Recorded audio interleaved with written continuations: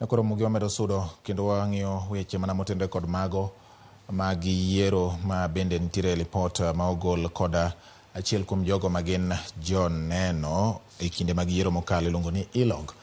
Riwruok mar ELOG ma ochung' ne timo nonro mag weche mag yiero ochiwo report malero ni atamalo 70 mag jo Kenya yango ni yiero mokalo ne opong' koda ng'ikruok buora ka kaunti ma Nairobi emane ochiwo atamalo maduong' mag jogo ma ogolo pachgi.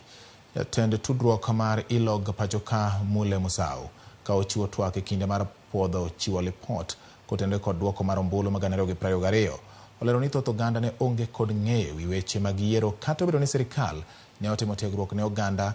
Musau bende dwaro ni IEBC mondo mi otim tiegruok mong'ith ne oganda jo Kenya ka bende oseo ute mag fwambo kuom ne keto oganda e lwasi mar luoro e kinde mar chiwo duoko.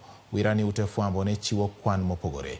Jatend yiero e rang'iny mag kaunti Ruth Kilundu osingo ne duoko mag yiero mabiro ibiro kwong ichwalo ne riwruoge mag ute fwambo pachoka MCK mabiro chwalo duoko ne ute fwambo.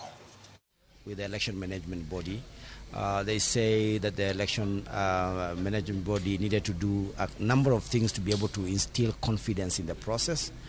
So we were hoping that by now would have gotten the commissioners, because it is the commissioners who are supposed to give us the policy on the delimitation of boundaries. The chairperson of the commission is the one who is supposed to gazette the timelines, when what is supposed to be done, which commissioners are going to go to which part of the country.